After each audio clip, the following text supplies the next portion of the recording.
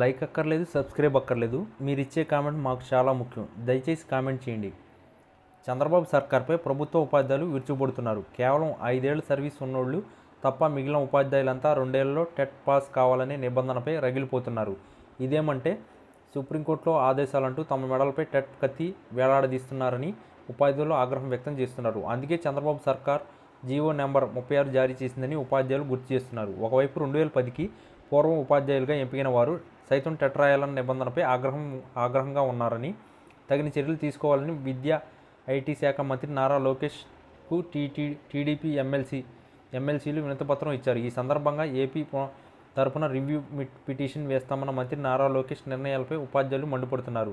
నిజంగా చంద్రబాబు సర్కార్కు ఉపాధ్యాయుల విషయంలో చిత్తశుద్ధి ఉంటే రివ్యూ పిటిషన్ వేయొద్దని, జీవో నెంబర్ 36ను వెనక్కి తీసుకోవాలని డిమాండ్ చేశారు. అలాగే టీడీపీ మద్దతుతోనే కేంద్రంలో మోడీ సర్కార్ ఏర్పడిందని, చట్ట సవరణ బిల్లును టీడీపీ ప్రవేశపెడితే వద్దనే వాళ్ళెవరూ లేరని ఉపాధ్యాయులు అంటున్నారు. ఇవన్నీ తెలిసి కూడా సుప్రీంకోర్టులో రివ్యూ పిటిషన్ పేరుతో డ్రామాలాడుతున్నారని ఉపాధ్యాయులు విరుచుకుపడుతున్నారు.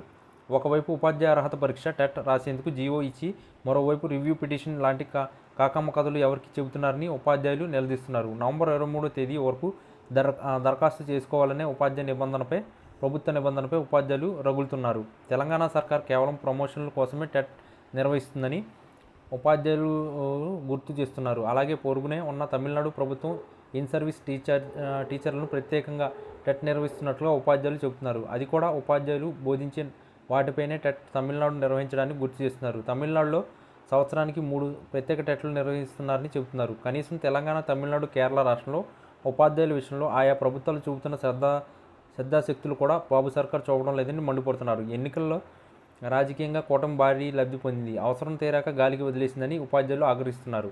ఆంధ్రప్రదేశ్లో ఏడాది ఉపాధ్యాయులకు 12 సార్లు శిక్షణ ఇస్తారన్న సంగతిని గుర్తు చేస్తున్నారు. అలాగే ఆన్లైన్లో 20 సార్లు శిక్షణ ఇస్తున్నారంటున్నారు. నిరంతరం వ్యుత్పర శిక్షలు పొందుతున్న ఉపాధ్యాయుల్ని అప్డేట్ కావాలంటే సుప్రీంకోర్టు తీర్పును అడ్డు పెట్టుకుని జీవో జారీ చేయడం మంచిది కాదని వారు విమర్శిస్తున్నారు. శిక్షణ ఇచ్చిన మీకు తమపై నమ్మకం లేదా అని ఉపాధ్యాయులు ప్రశ్నిస్తున్నారు. నిరంతరం శిక్షణతో తాము నైపుణ్యం సాధించలేదా, లేదని ప్రభుత్వం భావిస్తుందా అని ఉపాధ్యాయులు ప్రశ్నిస్తున్నారు. ఈ వీడియో కనుక మీకు నచ్చినట్లయితే please like, share and subscribe channel.